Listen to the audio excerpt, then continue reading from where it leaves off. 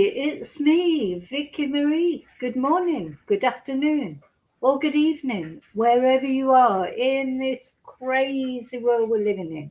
Do you know, I always think I'm being haunted, Mark, by Ted Bundy. And it sounds ridiculous, but why not? I mean, there's more ridiculous things happened in the world because I have got a bit of a fascination with him. I'm not the only one. There's something about Ted Bundy. Let's start off talking about him, actually. As we start off, yeah, shush, the dog's making a racket now. Sure. Yeah, there's something about Ted Bundy. I think part of the reason why I started getting, when I first started getting interested in true crime, and I saw about Ted Bundy. There's something about him. He's the charming killer, isn't he? I think what fascinates everybody about Ted Bundy is he really did walk amongst us. People thought he was great. His mum said he was the best son in the world. He had girlfriends who thought he was brilliant. He worked on a rape crisis line of all things, and he worked alongside Anne Rule, who is a novelist who wrote a book about it. I think it was The Stranger Beside Me or something. And he was in politics. He fitted in everywhere. Everyone thought he was a lovely guy. Women adored him. He had those lovely eyes, nice smile, charismatic, intelligent.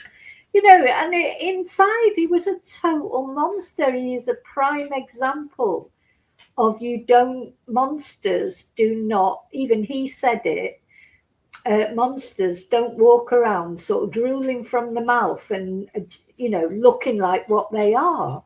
They are people who fit in.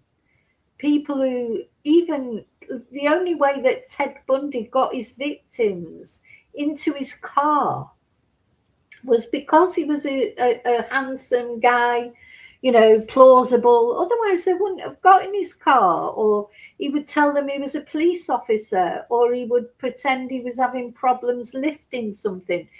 Parts of Silence of the Lambs, the film, where the guy, is it Jamie, his call, was pretending to try and get something in the van.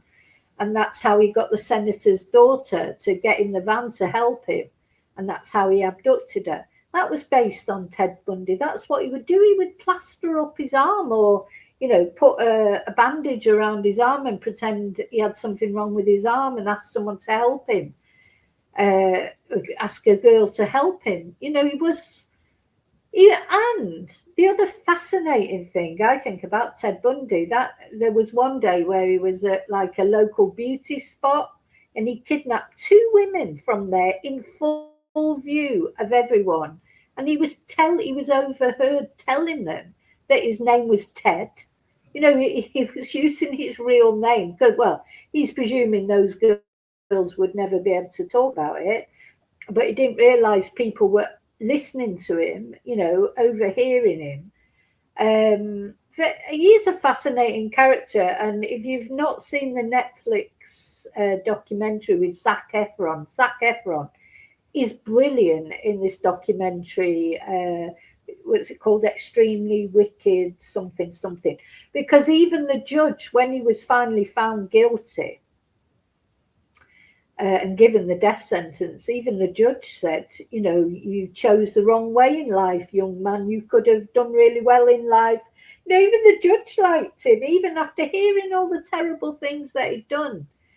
He was, and he was wily, he was clever. I mean, it was in the golden times of serial killers, if you like, because it was before DNA, so he got away. Nobody knows exactly how many women he killed, but, nearly 100 at least, if not, we don't know all of them. He was doing it for a long time before he got caught. He escaped from prison twice to go and do it again. Once he jumped out of a window at a court near Mountains, Cascade Mountains, then what? How did he escape the other time? It was he got through an air vent. He lost weight deliberately so that he could escape, and he escaped and then went and murdered some more girls at a fraternity house. And when he jumped out of the courtroom window, for ages before that, he'd been practicing jumping off his bunk to strengthen his knees because he knew he was going to try and jump out this courtroom window. He'd sussed out a way he could possibly escape. So he spent quite a long time beforehand practicing jumping off his top bunk in his cell to strengthen his knees. I mean, this guy is, I think this is why he fascinates us all, because, well, he fascinates me. I'm not ashamed to say it just does, but I'm not the only one. It just incredible how somebody so, he could have gone a better way in life. Like the judge said, he was clever. He could have done really well in life, but he chose the wrong way. Or did he even choose it? He blamed it on violent pornography. That's why he said he became the way he was. But that's bollocks, I think, because at the end of the day, lots of people probably watch violent pornography, or in those days it was not like now where you just go on the internet and you can virtually anything you want to find. Then it was like these like shocker magazines. They were like how would you call them? Not like little sort of magazines, and they'd have very graphic photos on the front. Cartoon, not photos, like cartoons, if you like, or drawings of women, with their eyes wide open, scared, or, being attacked. But they were soft, really, compared to what you get these days. He blamed it on that. He said he found a stack of those magazines and that's what started him off being interested. But, I just don't believe that, because a lot of people might have found those sort of magazines, looked at them. They may have even been a little bit sort of excited by them, but they wouldn't have gone out and killed nearly 100 women or whatever, would they? So, I think that's just not true. I think Ted Bundy is an example of evil living in amongst us. As I say, had a girlfriend who I think she's still in love with him. The last time I've seen her being interviewed, she adored him. You could see. And then, of course, he had his wife, Carol, who he proposed to on the stand as she was giving evidence, because he chose to represent himself in court. If you've not seen that, I mean, it's just fascinating. But they shouldn't be allowed to do that, I don't think. Sorry, I think it's sneeze. I got the allergies now. So, yeah, I think everything about him is interesting. Also, he has helped. He helped to catch the Green River killer. There is something to keeping these twonks alive if they will cooperate, because only a serial killer like Ted knows what goes through the minds of similar people to him. We can't get, I know that the FBI now, they profile these killers, and we know a lot more than we used to, don't we? Because of profiling and things. But it's hard to get your head inside the head of Ted Bundy. But someone like Ted, or could get their head, could understand the way he thought. And he helped catch the Green River killer, who was another prolific murderer, serial killer from the golden age of serial killers, which was like 70s, wasn't it? Late 70s, before DNA testing. I don't think we'd get that again now because of DNA and, the relationship between states and areas now. There was, it was very different then. Because he told them, to go back to the deposition sites, that he would probably go back again and again, because that's what Ted used to do. He liked to, partake of sex with corpses as well. I mean, he's a revolting man. but he didn't look as if he was. And even in his court case, girls were going to sort of drool over him, even knowing what he'd done, or they didn't believe that he could possibly have done it because he was just too dreamy. One girl actually said that, oh no, he can't be guilty. He's too dreamy. He's too nice. So I think that Ted Bundy there's a fascination with him because he is a lesson to us that nobody is too dreamy or too nice. It could be the person living next door to you. It's not necessarily, the guy up the road with all the tattoos and the drug habit or whatever. It could be the nicest guy you ever knew that is capable of doing great evil, because the devil lived in Ted Bundy, I believe.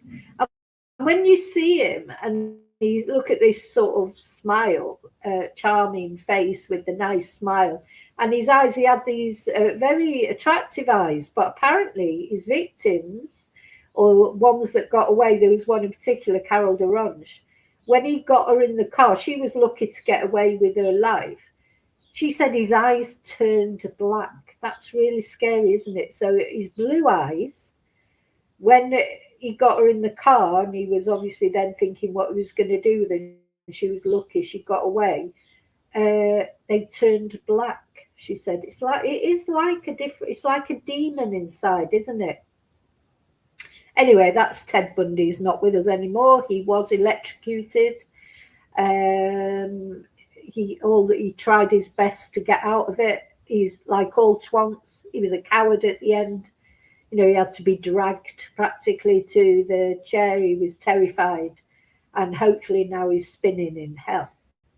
But then, when you think, oh, that's it, now what's come out, the reason why I'm talking about Ted Bundy now is this poor girl, Laura, it's just been found out definitively. He's always been suspected of killing this girl in Utah back in the day when he was prolific, but he never confessed to it properly.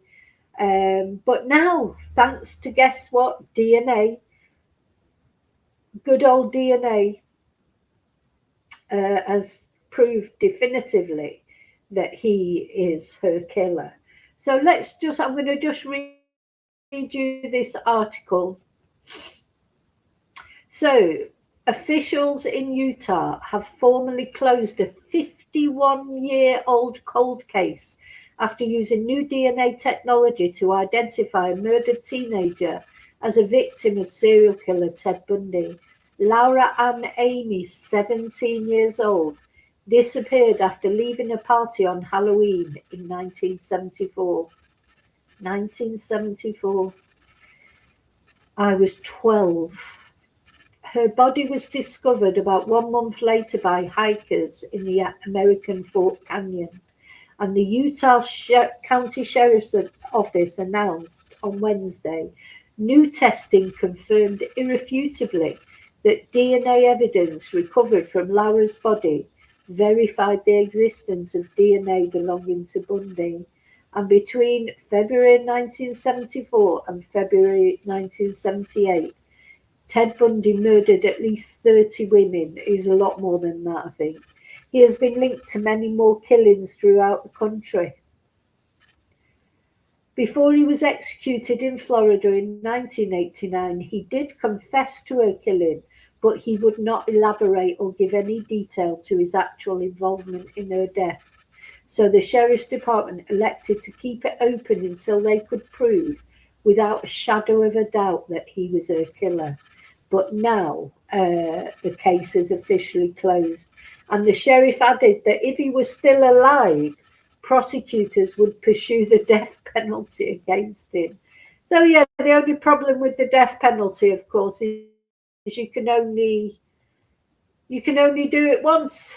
You can only give someone one death penalty sentence, and Bundy, he had that. So Bundy was killed by the state, and he's not here today to answer any charges about Laura.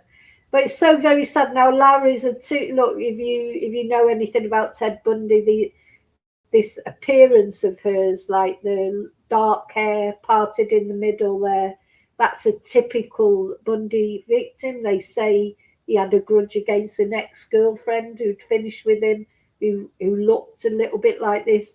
But nearly all of his victims had a very similar look, So maybe it's true. I don't know. Okay, I'll see you really soon in the next video. I just want to say, where is that? Gone that. Thank you again to Sean for the fee. Thank you so much. Thank you to all of you that have sent me Ko-fis. Thank you to members, all the ones that have contributed towards my computer. Thank you so much. Yeah, don't forget to press like and subscribe though. Those are free ways you can help my channel, and press the notification button for notifications of the next crazy thing that happens.